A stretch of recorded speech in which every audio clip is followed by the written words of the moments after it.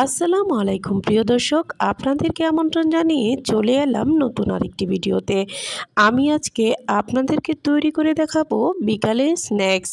ঝটপট খুব সহজেই আপনারা এই স্ন্যাক্সটি তৈরি করতে পারবেন যদি আপনাদের বাসায় থাকে আলু ও আটা। এই স্ন্যাক্সের স্বাদ কিন্তু মাংসের পিঠার মতোই মনে হবে। তো আমি এই রেসিপিটি কিভাবে তৈরি করেছি চলুন দেখে আসি। এখানে আমি 2টি আলু সিদ্ধ করে চটকিয়ে নিয়েছি। এবার একটি প্যানে সামান্য তেল গরম করে নিয়ে নিলাম পেঁয়াজ কুচি, রসুন কুচি, আদা কুচি, কাঁচামরিচ কুচি এবং পরিমাণ মতো লবণ। এবার দিয়ে দিলাম সামান্য হলুদের গুঁড়ো এবং মরিচের গুঁড়ো। এবার আমি এখানে সামান্য চাট মশলা ব্যবহার করেছি। এই চাট মশলাটা কিন্তু আপনারা অবশ্যই ব্যবহার করার চেষ্টা করবেন। এবার আমি এই মশলাটাতে যে আলুটা চটকিয়ে রেখেছিলাম সেই আলুটা দিয়ে দিলাম।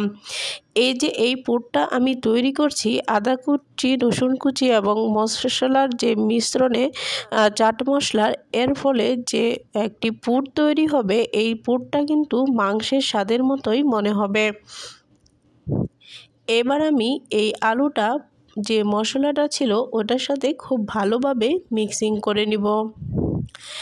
এবার আমি একটি বোলে নিয়ে নিলাম 2 কাপ আটা এবং পরিমাণ মতো লবণ। এবার আমি এখানে সামান্য তেল দিয়ে খুব ভালোভাবে যে আটার মিশ্রণটা রয়েছে সেটা ভালোভাবে মাখিয়ে নিব। তারপরে দেখবেন এখানে এরকম একটি ডো হবে। যখন এরকম হাতে জমাট বেঁধে যাবে তখনই এটা ডো করার জন্য উপযুক্ত হবে। তো আমি এখানে কুসুম গরম পানি দিয়ে ডোটা তৈরি করেছি। আর এভাবে যদি আপনারা ডো তৈরি করেন তাহলে কিন্তু যে পিঠাটা তৈরি হবে সেটা মুচমুচে হবে আর খেতেও কিন্তু ভালো লাগবে। এবার আমি দেখুন ডোটা তৈরি করে ফেলেছি। এবার আমি এখানে রুটি করার জন্য কতগুলো লেচি কেটে নেব।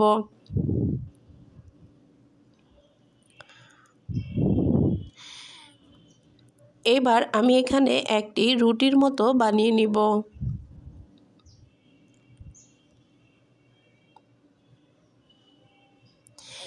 এবার আমি আলু দিয়ে যে একটি পুর তৈরি করেছিলাম এই পুরটা রুটির উপরে দিয়ে খুব ভালোভাবে চারদিকে ছড়িয়ে দিতে হবে।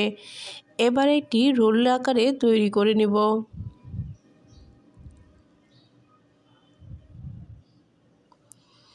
এই রেসিপিটি কিন্তু অনেক সহজ। আপনারা চা বসিয়ে রেখেই অথবা হঠাৎ কোনো গেস্ট আসলো তাকেও কিন্তু আপনারা এই আনকমন রেসিপিটা তৈরি করে খাওয়াতে পারেন।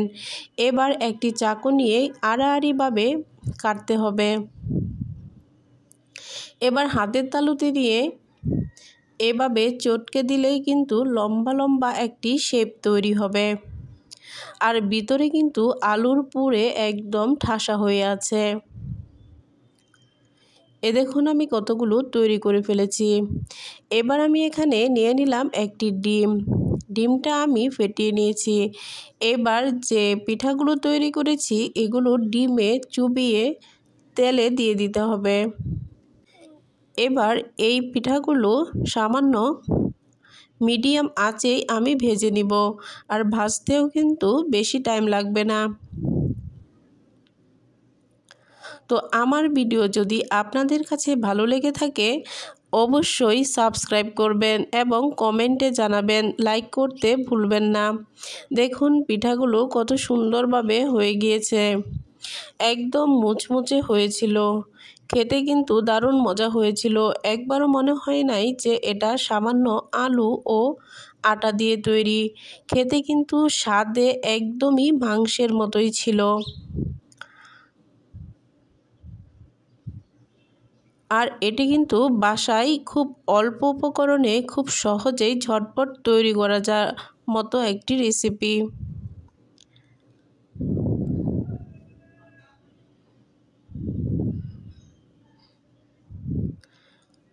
আপনারা অবশ্যই বাসায় ট্রাই করবেন এবং কমেন্টে জানাতে ভুলবেন না। আল্লাহ হাফেজ।